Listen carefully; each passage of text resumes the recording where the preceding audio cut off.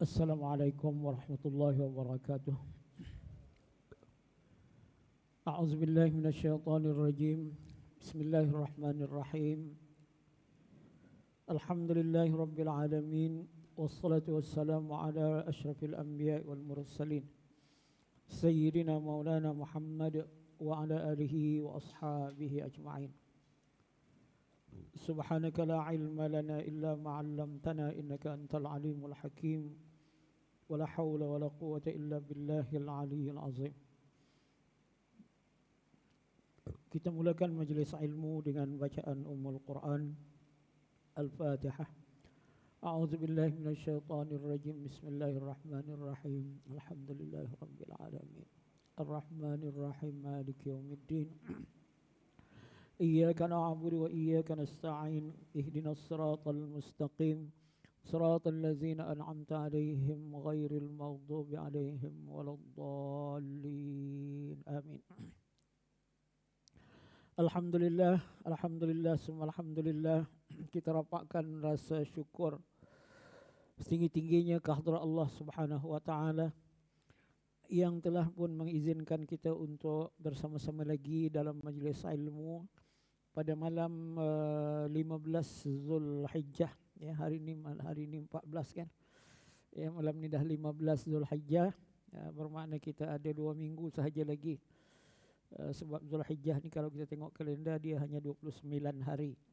Jadi 15 tinggal 14 hari lagi kita akan hijrah meninggalkan tahun 1444 Hijriah ini ke tahun baru 1445 kalau ada umur. Mudah-mudahan ya. Mudah-mudahan Allah panjangkan umur kita, bersempat kita ma'al hijrah ke tahun ma'al hijrah yang baru. Jadi syukur kepada Allah kita telah pun berada pada malam 15 Zulhijjah dan semoga Allah Subhanahu wa taala rahmati berkati kehidupan kita dan semoga Allah makbulkan doa-doa kita yang kita aminkan atau yang kita sendiri berdoa kepada Allah Subhanahu wa taala. Baik, malam ini insya-Allah akan kita sambung pembacaan kitab Terjemah Al-Hikam dengan tajuk yang baru di muka surat 281 ya. Muka surat 281, manusia tunduk pada alam selama belum mengenal. Maksud mengenal itu mengenal Allah sebelum daripada dia ma'rifah Allah Subhanahu wa taala. Yang pertama kita faham apa yang dimaksudkan alam. Manusia kita ni tunduk pada alam. Dia selalu mengalah kepada tuntutan alam selama belum mengenal Allah. Kalau dia kenal Allah, dia tidak akan tunduk pada alam, tapi dia tunduk pada Allah. Kalau zahirnya seakan-akan ia tunduk pada alam semata-mata kerana mengikut syariat Allah Subhanahu wa taala. Itu tajuk dia dan tajuk ni panjang perbahasan dia dan saya tengok perkataan-perkataan dia pun agak susah sikit untuk dipahami ya, tapi kita cubalah ya. Baik, perkataan pertama di bawah tajuk manusia tunduk pada alam selama dia belum mengenal Allah, kata Syekh Ibn Athaillah, anta ma'al akwani malam tashhadil mukawwina. Waw tu di bawah ya. Sebab kalau mukawwana nanti yang dicipta, mukawwin yang mencipta. Malam tashhadil mukawwina fa iza syahidtahu kanatil akwanu ma'aka. Saya ulang, anta ma'al akwani malam tashhadil mukawwin fa iza syahidtahu kanatil akwanu ma'aka. Maksud dia, engkau tetap terikat oleh alam. Maksud alam di sini alam benda. Al-akwan alam benda. Kalau al-alam itu mungkin yang bukan benda pun dikira alam juga. Tapi al-akwan lebih merujuk kepada alam benda. Engkau tetap terikat oleh alam benda selama engkau belum melihat yang mencipta alam.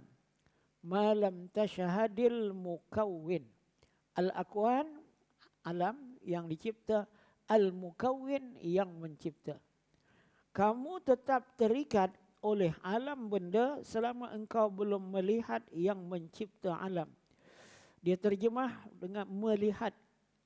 Tasyahad, engkau menyaksikan. Dan melihat pencipta alam di sini tentu bukan dengan mata kepala. Tapi kita melihat pencipta alam dengan mata hati kita. Tetapi bila engkau telah melihat pencipta alam, siapa pencipta alam? Jawapannya ialah Allah. Maka alam ini akan tunduk kepadamu. Alam tunduk kepada kamu sebab kamu kenal penciptanya dan kamu mentaati penciptanya.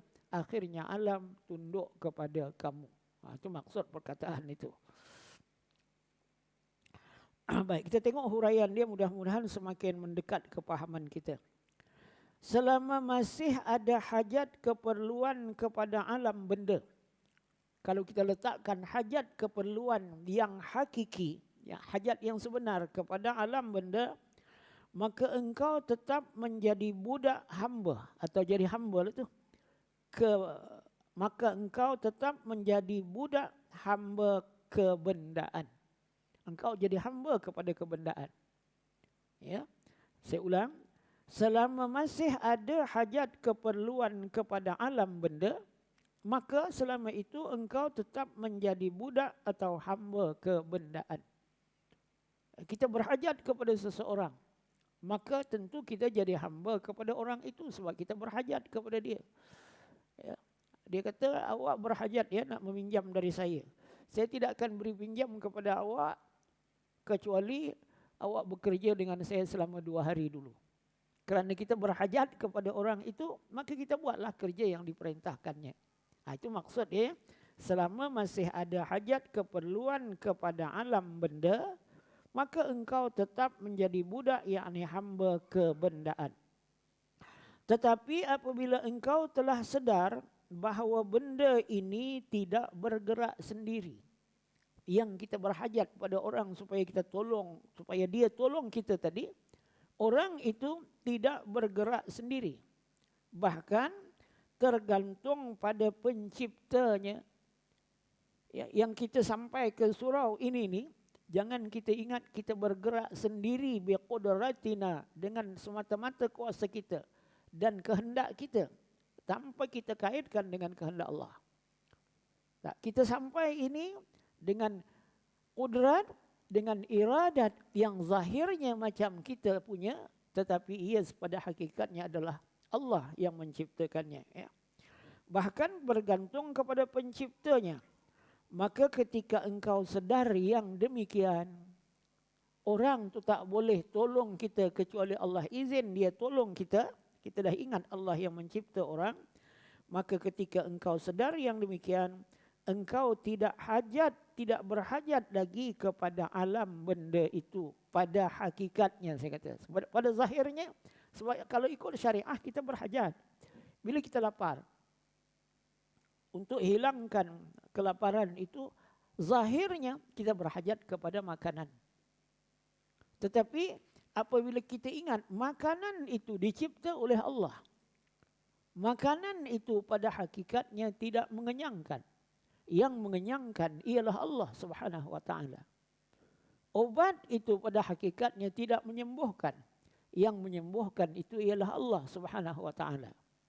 Itu yang apabila kita benar-benar kenal pencipta alam, maka kita dari segi hakikat sebenar tidak lagi berhajat kepada alam. Tapi dari sudut zahir pasti kita masih berhajat, ya.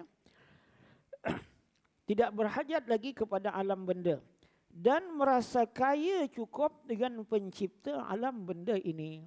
Kita dah rasa memadai dah dengan Allah yang menciptakan alam benda, sehingga benda itu pun tunduk kepadamu dengan izin Allah penciptanya. Sehingga sampai ke satu peringkat, ada ketikanya benda itu tunduk kepada kamu dengan sebab perintah Allah Subhanahu wa taala kepadanya. Sebab itu saya kata kita kena bezakannya di antara hakikat dengan yang kita lihat. Pada hakikatnya api tidak membakar. Itu hakikat itu, kita kena ingat. Yang membakar itu adalah dengan kehendak dan kuasa Allah. Saya tak pernah jumpa lagi ustaz api tak membakar. Bila saya kena api je melucur tangan saya. Tapi kita tetap mengatakan pada hakikatnya api tidak membakar. Lalu kita fikir, ada ke dalam sejarah hidup manusia ini api tidak membakar? Jawapannya ada. Iaitu pada Nabi Ibrahim alaihi salatu wassalam.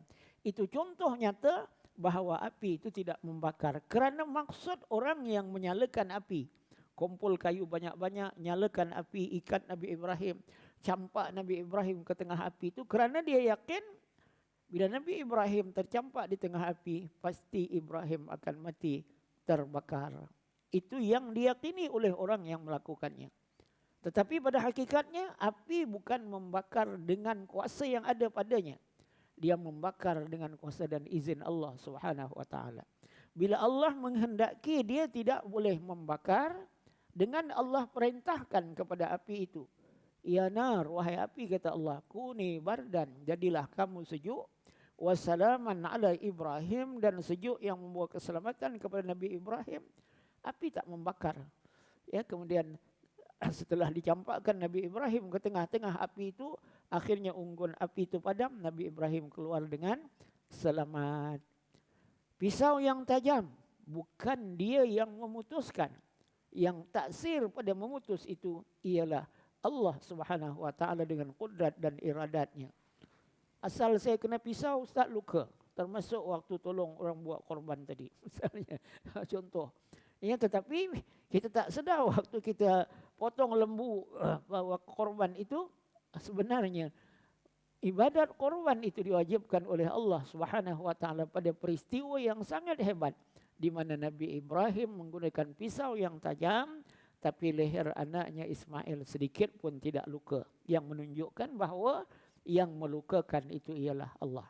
Jadi itu yang saya kata di sini. Dia kata, maka ketika engkau sedar yang demikian, engkau tidak berhajat lagi kepada alam benda pada hakikatnya, tapi pada zahir syariat. Kalau kita dahaga, kita cari air. Tapi ingat, yang menghilangkan dahaga itu bukan air, tapi Allah Subhanahu wa taala. Yang mengenyangkan itu bukan makanan, tapi Allah Subhanahu wa taala. Kenapa kita makan dan kita minum bila kita lapar dan dahaga? Sebab Allah tadi suruh kita. Allah kata kulu washrabu, makan dan minum. Sebab itu kita makan dan kita minum. Tanda kita yakin bahawa yang mengenyangkan itu ialah Allah, bukan makanan. Bila kita makan, kita akan pastikan waktu makan dan minum itu dalam keadaan tunduk dan patuh kepada syariat. Lalu bila kita nak makan, untuk mudah-mudahan dikenyangkan oleh Allah dengan kita makan itu, kita akan pastikan yang kita makan itu halalan tayyiba, halal lagi baik. Kita pastikan bila kita nak makan, kita baca Bismillahirrahmanirrahim. Kita pastikan selepas makan kita sebut Alhamdulillah. Kenapa tu semua tu? Tak baca Bismillah, tak sebut Alhamdulillah. Makan makanan yang haram tak kenyang ke? Kenyang juga. Tapi kerana kita makan tadi adalah patuh kepada perintah Allah Subhanahu wa taala. Sebab tu walaupun kita ada sedikit makanan yang halal, banyak makanan yang haram, kita makan makanan sedikit yang halal, Allah akan beri kenyang kepada kita walaupun dengan yang sedikit itu. Ya, jadi di situlah akan wujud kepatuhan kepada syariat bagi orang yang telah pun mengenali Allah Subhanahu wa taala, ya. Sehingga benda itu pun tunduk kepadamu dengan izin Allah penciptanya. Asy-Syibli berkata, ulama sufi, ya, tidak pernah tergerak di dalam hati orang yang mengenal kepada Allah pencipta alam ini suatu hari, suatu dari, ya, saya ulang. Tidak pernah tergerak di dalam hati orang yang mengenal kepada Allah pencipta alam ini suatu dari hal alam benda, yakni seorang yang benar-benar mengenal Allah sama sekali tidak merasa perlu kepada kebendaan. Dia tak fikir perlu kepada kebendaan. Sebab itu Rasulullah sallallahu alaihi wasallam, ini saya dengar tadi dalam perjalanan tu, ustaz apa entah dalam program Mustaqim tadi, dia cerita pasal sedekah. Dia kata Nabi Muhammad sallallahu alaihi wasallam itu menurut riwayat daripada istrinya Aisyah, Nabi itu dia bersedekah macam angin. Apa maksud macam angin? Ada je benda pada dia, dia nak segera nak sedekah pada orang. Yang orang boleh buat macam tu sebab apa? Sebab dia dah yakin bahawa Allah Subhanahu Wa Taala yang beri barang tu tadi pada dia, dan Allah menuntut kepadanya supaya infak pada orang lain. Dia yakin rezeki akan ada nanti. Maka dengan yang demikian dia dapat, dia beri, dia dapat, dia beri, dia dapat, dia beri. Dan contoh juga saya pernah sebut bagaimana Aisyah sendiri kan, yang dia dapat 100,000 dirham itu. Kemudian dia terus keluar dengan hamba dia, dia sedekah sampai habis semua. Lepas tu baru hamba dia ingatkan, kalau penipuan tinggal tadi 1-2 dirham, boleh kita beli daging untuk kita buka puasa. Sebab tu waktu tu berpuasa. Dia kata, kamu ingatkan saya, dah habis saya sedekah. Kalau tidak, bolehlah tinggal sikit tadi. Itu menunjukkan dia tidak melihat benda itu sebagai penting. Yang penting ialah Allah. Dan tanda dia pentingkan Allah, sanggup beri semuanya. Baik, kesanggupan kita inilah yang membezakan kita antara satu dengan yang lain. Orang yang lebih yakinnya kepada Allah akan lebih keupayaan dan kesanggupannya untuk menginfakkan apa yang ada padanya. Untuk menginfakkan apa yang ada padanya. Yang lebih yakin tu ialah orang yang benar-benar kenal Allah.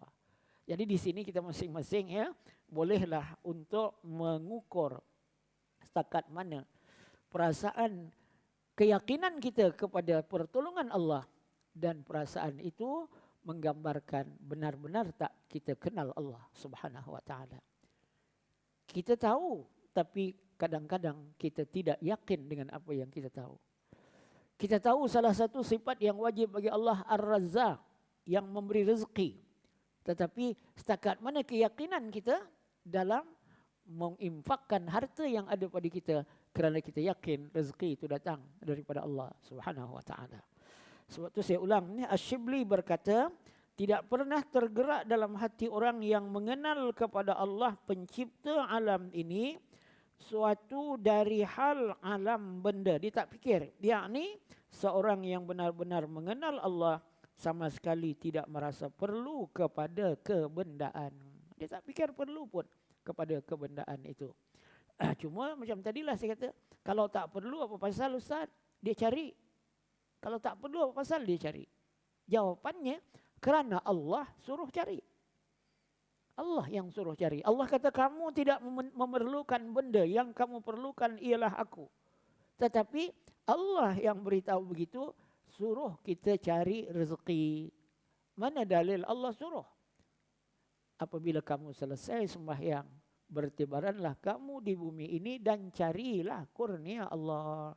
Bila kamu dapat kurnia Allah, pasti dapatkan dengan cara yang halal. Lalu yang kamu dapat tadi halal. Yang halal itulah yang kamu makan. Kerana nak cari yang halal, kerjanya berat, hasilnya sikit. Tak, itulah yang dia buat. Sebab dia yakin Allah Subhanahu Wa Taala akan beri. Yang kurang yakin, kalau saya buat kerja ni sikit dia dapat ni. Saya buat kerja ni lagi banyak dapat.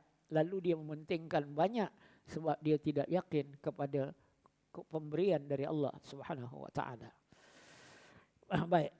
Habis huraian kepada perkataan itu ya. Kemudian kita pergi perkataan kedua, bagaimana nak kaitkan ianya dengan tajuk kita, manusia tunduk pada alam selama belum mengenal Allah.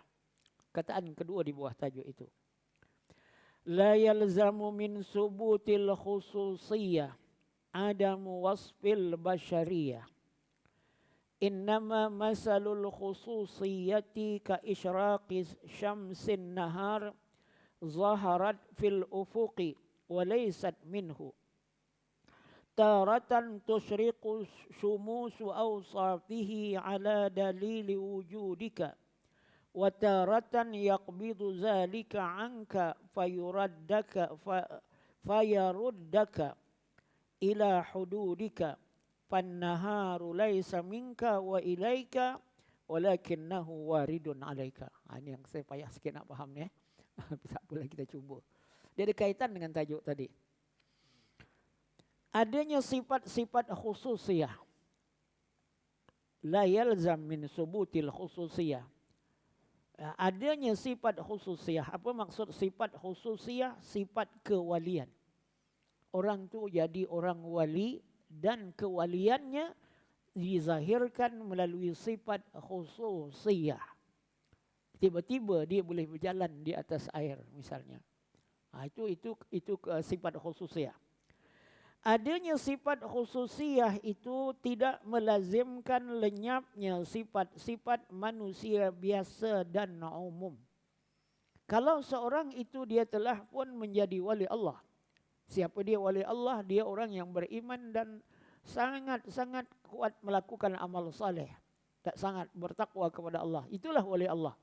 Sebab Allah sebut dalam Quran, ala inna awliya Allah la khawfun alaihim wa lahum yahzanun. Allah ketahuilah wali Allah itu tidak perlu takut, dia tidak takut dan tidak sedih dalam hidup di dunia ini. Dia tak takut susah. Dia tak sedih dengan kehilangan sesuatu yang menjadi miliknya. Itu awliya Allah, la khawfun alaihim wa lahum yahzanun. Siapa mereka? Allazina amanu, orang yang benar beriman dan mereka sentiasa takwa. Wali Allah ini mudah-mudahan kita semua ni masuk di kalangan orang wali Allah. Kita dah beriman dan benar-benar sentiasa takut. Tapi wali Allah ni ada ketikanya Allah beri kepada dia sifat khususiyah. Khususiyah mana tertentu untuk dia je. Ya.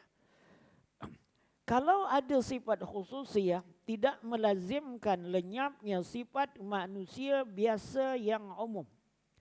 Kalau seorang tu wali Allah, Allah zahirkan pada dia. Satu ketika kita nampak memang dia orang yang sangat beriman, sangat taat kepada Allah.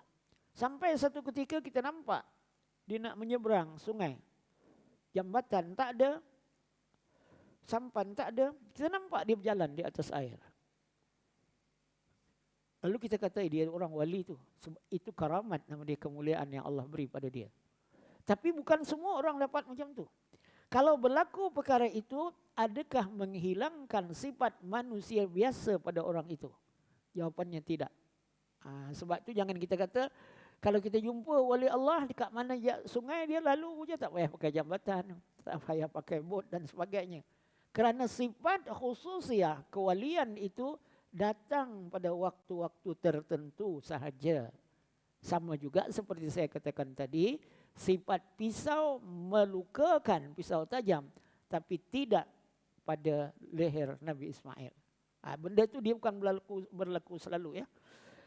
Sesungguhnya contoh perumpamaan khususiyah itu. Ini dia nak terangkan untuk kita faham apa maksud sifat khususiyah yang saya beri contoh tadi. Melalui sungai tidak memerlukan bot dan jambatan. Selamat dia sampai. Dia lalu tengah hujan lebat tu tak basah pun. Jangan kita kata dia tu wali tu. Hujan lebat, tuan. Cuba tuan keluar tengok, saya nak tahu tuan ni wali ke tak wali. Dah, sifat khususiyah tadi bukan berlaku selalu. Itu yang dimaksudkan, ya. Sungguhnya contoh perumpamaan khususiyah itu bagaikan terangnya matahari di waktu siang. Terang matahari pada waktu siang, ya. Tampak di ufuk tetapi bukan dari ufuk. Bila matahari terbit tu cahaya kita nampak tak di kaki langit? Nampak. Tapi cahaya tu datang dari kaki langit ke dari matahari? Dari matahari. Ini yang saya kata falsafah sikit tu, ya. Sesungguhnya contoh perumpamaan khususiyah bagaikan terangnya matahari di waktu siang. Tampak di ufuk tetapi bukan dari ufuk. Ada kalanya terbit nur cahaya sifat-sifat Allah pada kegelapan kejadian wujudmu. Ini. Ada kalanya, bila ada kalanya ini bukan selalu. Itu maksud dia, ya. Ada kalanya terbit nur cahaya sifat Allah pada kegelapan kejadian wujudmu. Wujud kita, kalau kita nak menyeberangi sungai, kena ada jambatan ataupun naik perahu.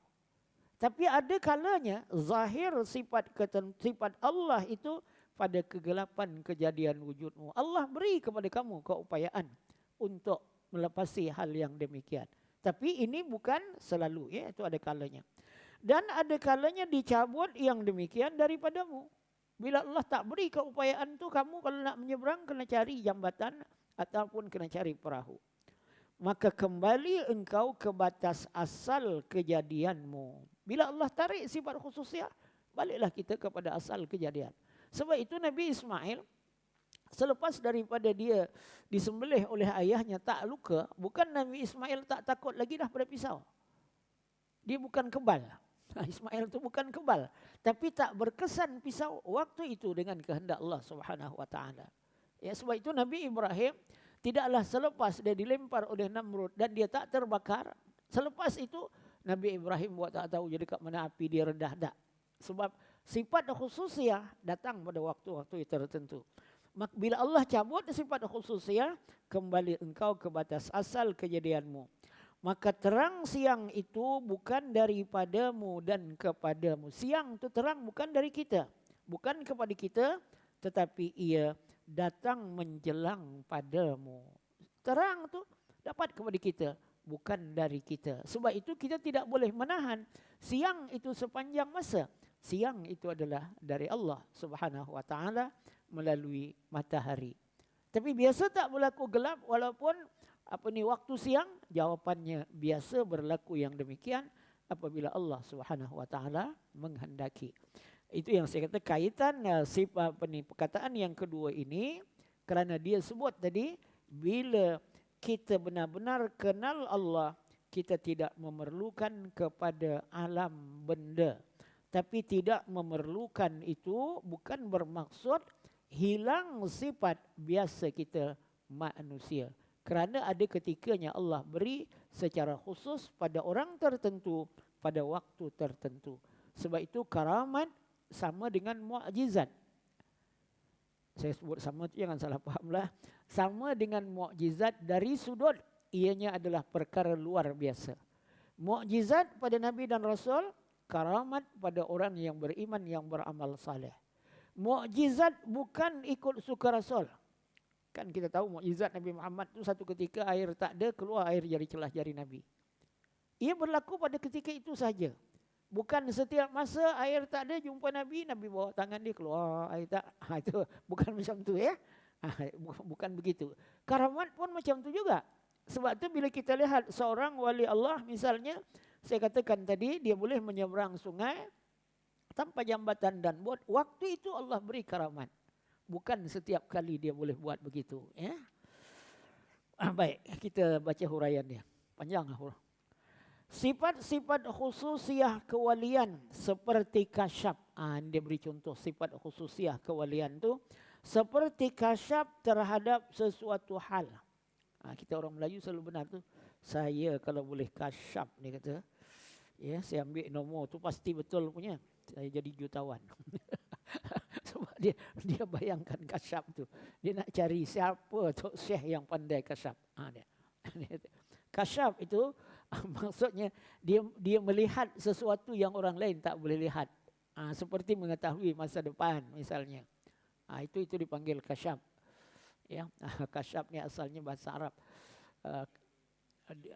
Dan sebab itu dalam bahasa dia kata lau kushifa annal hijab la ra'ainaha. Kalau dibuka hijab dari kita, kita akan lihat apa yang ada di sebalik hijab itu. Ya, sekarang ni saya tak tahu siapa yang ada di sebalik tiang yang besar ini. Mungkin ada orang menyandar ya. Tapi kalau Allah buka hijab, saya boleh nampak. Tapi kalau melihat itu bukan sepanjang masa. Itu yang saya ulang ya. Sifat khususiah seperti kasyaf terhadap suatu hal. Atau kekuatan yang istimewa untuk berbuat. Tadi kekuatan yang istimewa. Ada orang cerita, orang tua-tua dulu ya, dia buat kebun. Orang lain ambil masa berminggu-minggu untuk bersihkan satu ekar tu. Dia satu malam je. Tapi dia akan turun pada waktu malam, waktu gelap tu orang tak nampak. Pagi besok tengok dah lapang tanah dia. Itu kekuatan luar biasa yang orang beri. Tapi yang luar biasa ni dia ada dua tiga perkara. Mukjizat pada Rasul, karamat pada orang wali. Ada satu lagi ialah melalui sihir dengan pertolongan jin. Maka Kalau kasyaf itu adalah pada orang wali. Dan kekuatan yang luar biasa, ya, atau kekuatan yang istimewa untuk berbuat dan mengadakan sesuatu. Itu semua tidak melazimkan lenyapnya sifat kemanusiaan yang biasa. Apa dia sifat kemanusiaan yang biasa? Seperti kebodohan, kemiskinan dan kelemahan. Ya, jangan kerana seorang itu wali Allah, Allah beri karamat kepada dia dengan berlaku benda luar biasa satu ketika. Lalu kita katakan dia ni mesti seorang yang sangat alim. Tak, kemungkinan dia masih lagi ada benda yang dia tidak tahu. Sebab kebodohan itu sifat manusia biasa. Kemiskinan dan kelemahan. Sama dengan sinar matahari terhadap benda-benda yang tadinya gelap mendapat cahaya matahari. Macam gelap, tak ada matahari, kemudian datang matahari, semua ada dapat cahaya matahari. Maka berubah menjadi terang. Tetapi jika terbenam matahari itu kembali, benda-benda itu jika terbenam matahari itu kembali benda-benda itu kepada kegelapannya. Sebab cahaya matahari itu tidak termasuk sifat zat orang itu. Kita ni kan kalau ada di alam gelap malam, kemudian terbit cahaya matahari. Lalu bila ada cahaya matahari, kita nampak orang nampak kita. Kita nampak orang nampak kita tu apakah sifat zat kita tak? Sifat yang datang dari matahari. Ada matahari kita nampak orang nampak kita. Bila matahari terbenam, kita pun tak nampak orang tak nampak kita kembali. Kerana terang tadi bukan sifat diri kita, sifat yang datang dari matahari kita.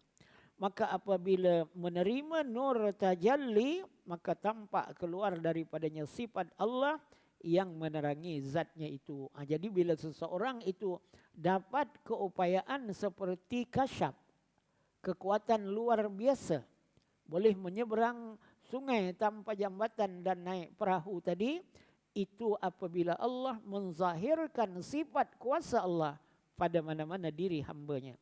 Tetapi bila ditarik kembali, nur tajalli itu cahaya penzahiran sifat Allah, maka kembalilah sifat-sifat yang asli pada manusia. Maka sifat khususiyah, keistimewaan atau kewalian itu bukan sifat manusia yang asli. Hanya menjelma datang kepadanya pada sifat-sifat yang ditentukan Allah sendiri yang memberinya. Sebab itu bila berlaku perkara luar biasa, sebab itu kita kata karamat dan sebagainya adalah semata-mata kurnia Allah Subhanahu wa taala kepada orang tertentu. Dan karamat bukan menjadi syarat untuk seorang itu dipanggil sebagai wali Allah. Tetapi orang akan kenal wali Allah nanti melalui karamat yang berlaku padanya. Dan orang yang benar-benar wali Allah, dia tidak akan berubah daripada sifat asalnya dalam kehidupan biasanya kerana dia dapat karamat pada waktu-waktu yang tertentu. Ya? Sebab apa? Sebab dia adalah manusia biasa. Maksudnya di sini, walaupun kita katakan kita telah kenal Allah, lalu kita tidak memerlukan alam benda, tidak memerlukan itu tadi adalah pada hakikatnya sahaja. Tapi pada zahirnya, kita tetap berhajat kepada alam benda sebab kita adalah manusia biasa. Kita manusia biasa, sebab itu saya kata bila manusia biasa, bila lapar, apa yang dipikirkan? Nak cari makanan. Bila dahaga, apa yang dipikirkan? Dia nak cari air. Walaupun ada ketikanya, dia tak makan 2-3 hari. Dia kenyang dengan pertolongan Allah Subhanahu wa taala. Orang tak tahu tidak akan mengatakan apa-apa. Bagi orang yang tahu, orang kata dia ni keramat betul, 3 hari dah tak makan tapi tengok sehat, kuat, dia buat kerja. Waktu Allah berikan kepadanya. Tapi kemungkinan pada waktu yang lain, dia juga lapar kembali kerana Allah tarik sifat khususiyah daripada dirinya. Dia bawa perkataan ini di sini ialah kerana dia tak nak kita keliru. Bila kita katakan orang yang benar-benar kenal Allah, dia tidak lagi berhajat kepada alam benda itu pada hakikatnya. Ya, pada zahirnya dia tetap berhajat. Baik, kita pergi kepada perkataan yang ketiga untuk malam ini. Dalla biwujudi asarihi ala wujudi asma'ihi wa biwujudi asma'ihi ala subuti awsafihi wa bisubuti awsafihi ala wujudi zatihi. Ada tiga benda tu ya. Wujudu asma'ihi bukan. Wujudu asarihi dalilun ala wujudi asma'ihi wa wujudi asma'ihi ala subuti awsafihi wa subuti awsafihi ala wujudi zatihi. Iz muhalun ay yaqumal wasfu binafsihi fa arbabul jazbi yukshafu lahum an kamali zatihi summa yarudduhum ila syuhudi sifatihi summa yurji'uhum ila ta'alluqi bi asma'ihi summa yuradduhum ila syuhudi asarihi. Itu orang yang ditarik oleh Allah. Wasalikuna ala aksi zalik. Fanihayatus salikin bidayatul majzubin. Wa bidayatus salikin nihayatul majzubin.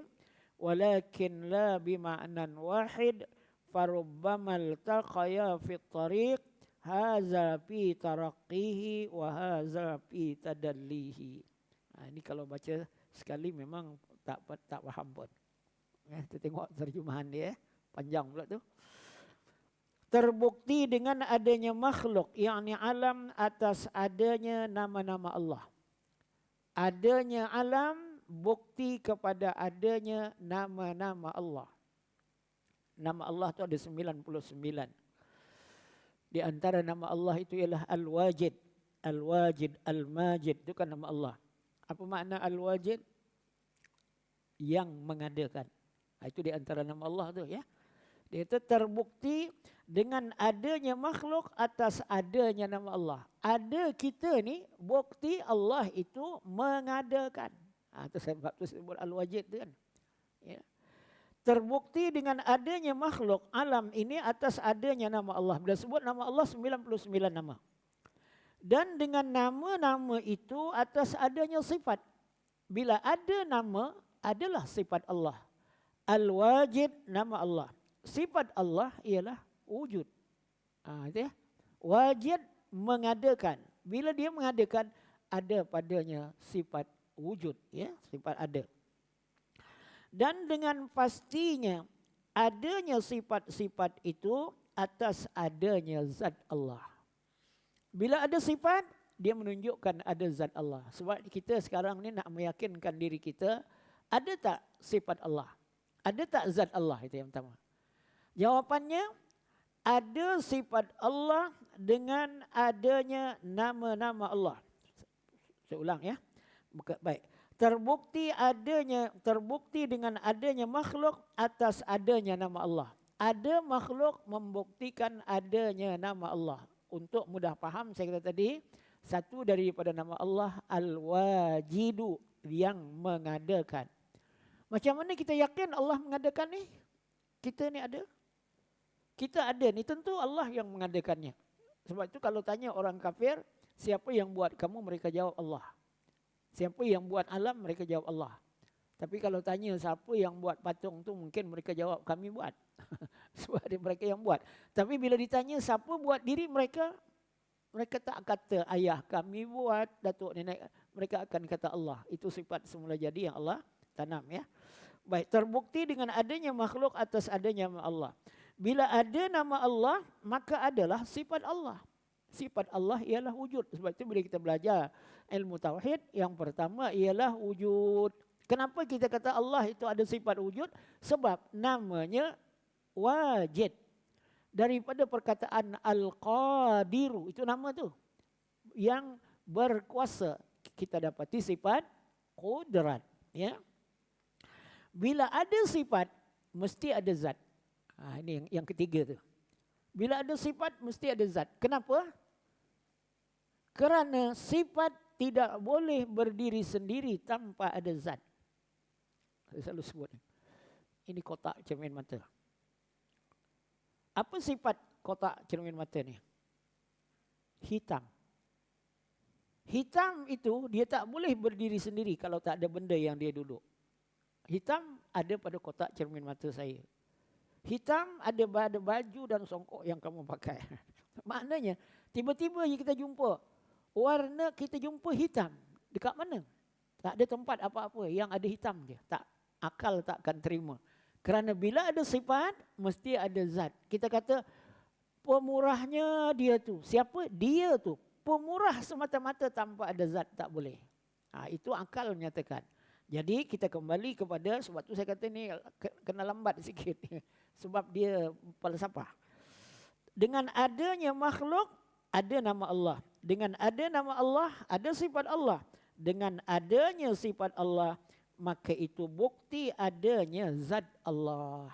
Sebab muhal, ini guna bahasa Arab ni yang di kitab ya, tidak dapat diterima oleh akal ada sifat yang berdiri sendiri tanpa zat tadi. Ya, kalau saya katakan hitam pada benda ini, kita dapati pula warna hijau pada penutup botol. Dia tak boleh kita kata hitam tadi saya jumpa pada tu, tapi hijau ini juga sifat. Saya dapati dia tak duduk di mana-mana. Ada hijau je, tak ada benda. Tak, hijau pada penutup botol. Hijau pada kursi yang anak kita duduk tu. Merah ada pada sejadah. Tengok tu kan. Semua tu sifat. Sifat mesti ada pada zat. Maka orang yang majzub, pertama terbuka terlihat oleh mereka kesempurnaan zat Allah. Dia ada dua. Satu majzub, orang yang Allah sendiri jadikan dia kenal Allah. Itu majzub. Allah sendiri jadikan dia kenal Allah. Sebahagian dari makhluk ni dia kenal Allah melalui berfikir. Maka yang majzub tadi itu dia kata, maka orang yang majzub pertama terbuka melihat oleh mereka kesempurnaan zat Allah. Dia nampak Allah itu maha sempurna. Kemudian menurun, selepas dia nampak zat Allah sempurna, lalu dia nampak sifat-sifat Allah. Dan menurun terus melihat kepada nama-nama Allah, sehingga menurun melihat makhluk buatan Allah. Dia mula dengan kenal Allah. Dia nampak sifat Allah. Dia nampak nama-nama Allah. Akhirnya dia melihat makhluk ciptaan Allah. Itu dipanggil orang majzub. Sebaliknya orang salik. Ini kita ni biasanya orang salik lah. Baliknya orang salik dari bawah naik ke atas. Kita tengok makhluk. Kita nampak nama Allah. Dari nama Allah kita nampak sifat Allah. Dari sifat Allah kita nampak zat Allah. Kita dari bawah naik ke atas. Majzub dari atas baru dia turun ke bawah. Itu ya. Isyak nak azan ya. Kita dengar azan dulu. Sekejap ya. Panjang ni itu yang saya kata tadi.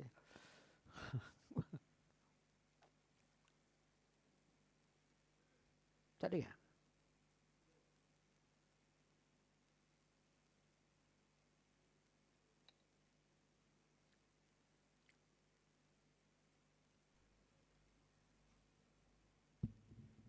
Bismillahirrahmanirrahim. Subhanallah wala haula wala quwwata.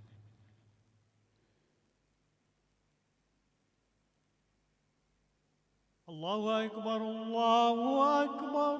Wa'asu maqaman mahmudan allazi wa'adtahu innaka la tukhliqul mi'ad. Baik, sebelum saya teruskan sikit ya. Yang pertama mungkin ya, kita fikir kenapa Syekh Ibn Athaillah sebut benda ni di bawah tajuk tajuk kita kena ingat ya, iaitu manusia tidak tunduk pada alam selama belum mengenal Allah. Kenapa dia masukkan di sini? Jawapannya ialah dia nak beritahu kepada kita bahawa dalam mengenal Allah ini tak sama. Sama juga tadi perkataan kedua tu saya sebut. Kenapa dia sebut mengenai orang wali itu ada ketikanya dia dapat karamat. Tapi bila dia dapat karamat bukan menjadikan sifat manusianya hilang. Waktu dia dapat karamat itu, dia tidak berhajat kepada jambatan dan kepada perahu. Tapi selepas daripada karamat itu, dia balik macam manusia biasa, maka dia berhajat kepada jambatan dan perahu. Itu sebab dia sebut mengenai sifat orang wali. Sekarang mungkin timbul soalan, kenapa Ustaz dia sebut benda ni? Dia nak beritahu kepada kita cara mengenal Allah itu tak sama. Sebab dalam mengenal Allah ini, orang kebanyakan macam kita ni dipanggil as-salikun. As-salikun ni orang yang dalam perjalanan. Sebab itu setiap orang dari kita kenal Allah melalui apa? Melalui kita lihat makhluk. Adanya makhluk yang mesti ada yang buat. Dan bila kita dah kata mesti ada yang buat, apa sifat yang buat itu? Daripada kita dapat makhluk, kita dapat sifat yang membuat. Baik, bila ada sifat, mesti ada zat. Dan bila sampai kepada zat itu, maknanya kita telah pun mengenali Allah, ada sifat, ada zat dan ada yang dia buat. Yang dia buat itulah makhluk. Tapi ada orang kenal Allah bukan melalui itu. Allah beri taufik kepadanya terus dalam hati dia. Dia kenal Allah itu adalah yang maha kuasa, yang maha bijaksana, yang maha tahu. Setelah dia kenal Allah melalui itu, baru dia turun ke bawah. Dia lihat, oh Allah yang hebat tadi, ini rupanya sifat-sifat dia. Setelah dia lihat sifat, dia turun ke bawah lagi. Dia dapati hasil sifat Allah ni ada makhluk yang dicipta oleh Allah. Nampak tak tu? Dia terus kenal dari atas, turun ke bawah. Kita orang biasa kenal makhluk sehingga kita kenal Allah pada puncaknya. Yang penting kedua-duanya kenal Allah. Kalau kita dah benar-benar kenal Allah, maka kita tidak berhajat kepada benda. Tapi saya ulang sekali lagi, tidak berhajat itu pada hakikatnya. Dan sepatutnya memang begitu. Selagi kita katakan, saya berhajat kepada benda, kalau tak ada benda ni memang saya mati. Orang itu tidak beriman dengan Allah Subhanahu Wa Taala. Kalau saya tak ada duit, tak ada makanan, pasti saya mati. Dia tak yakin yang menghidupkan itu Allah. Sebab itu kita kena macam tu. Sebab itu bila kita kata kita benar-benar yakin, maka kita mesti buktikan keyakinan itu. Tapi Allah faham tentang makhluknya tak sama dari sudut keyakinan. Sebab itu penghayatan syariat tidak sama. Nabi terima boleh terus derma semua. Ada juga orang sekarang ni pun yang macam Nabi lah kita katakan. Dia terima je, dia sedekah pada orang. Tetapi kita tak. Kita mungkin dapat 1,000, kita sedekahkan 200, 800, kita simpan. Kerana Allah tidak mewajibkan sedekah semua itu tadi. Yang diwajibkan oleh Allah sama pada makhluknya. Awak ada harta, cukup nisab, cukup haul, awak kena keluar zakat. Ini yang wajib. Yang lebih lagi itu bergantung kepada perbezaan tahap keimanan dan kenal kita kepada Allah Subhanahu Wa Taala. Ya. Dan huraian kepada yang berikut, sifat-sifat khususiyah kan ya. Huraian kepada perkataan yang ketiga tadi, saya nak baca aja ya. Kalau tak jelas faham nanti kita sambung akhir bulan. Sebab bulan ni saya 2 kali ni. InsyaAllah akhir bulan tu 30 hari bulan kalau tak salah saya. Adanya makhluk alam ini menunjukkan adanya nama-nama Allah. Apa dia nama Allah tu? Dia sebut di sini Al-Qadir, Al-Alim, Al-Hakim, Murid, itu sifat Allah. Dan adanya nama itu pasti adanya sifat, qudrat, iradat, ilmu. Dan tiap-tiap sifat pasti berdiri pada zat. Sebab sifat tidak berdiri sendiri. Macam saya beri contoh tadi ya. Maka pasti pula ada zat Allah. Akhirnya sampai kepada zat Allah mesti ada. Sedang sifat makhluk manusia itu ada 2. Makhluk manusia ni ada 2. Satu majzub dalam bahasa Arab tu ya. Yakni langsung dibuka oleh Allah dan sampai kepadanya ilmu mengenal Allah. Allah buka hati dia untuk dia kenal Allah. Dia bukan berusaha dari bawah. Itu dipanggil orang majzub, bukan dari bawah. Salurannya umum dan ada yang melalui jalan biasa dari bawah ke atas, iaitu orang yang disebut orang salik. Kedua-duanya selama belum mencapai kemuncak akhirannya, belum dapat dijadikan guru yang dapat ditiru. Tak boleh jadi guru mursyid. Orang majzub jika belum mengetahui perjalanan orang salik. Orang salik jika belum sampai ke puncak yang dapat dibukakan bagi orang majzub. Yang penting kedua-duanya kenal Allah dan jadi orang yang taat kepada Allah Subhanahu Wa Taala. Yang lebih taatnya, lebih takwanya. Yang lebih takwanya, itulah yang mulia di sisi Allah Subhanahu wa taala. Sebab itu mulia kita bukan berdasarkan ilmu, bukan berdasarkan harta, bukan berdasarkan pangkat. Siapa yang lebih takwa kepada Allah, dialah yang lebih mulia di sisi Allah Subhanahu wa taala. Saya ingat kita sampai dekat situ je lah ya. Dan saya yakin bahagian ketiga tu mungkin tak sempat berapa jelas lagi. Ya, mungkin saya terpaksa ulang nanti. Ya, sebab kalau kita paksa-paksa pun bila jam buka pukul 9 tu memang semakin tak masuk dalam pemikiran kita. Tambah ilmu yang kitab yang jenis macam ini ya. Saya faham mengenai hal yang demikian. Jadi syukur kepada Allah lah dulu kita dapat memulakan tajuk ini.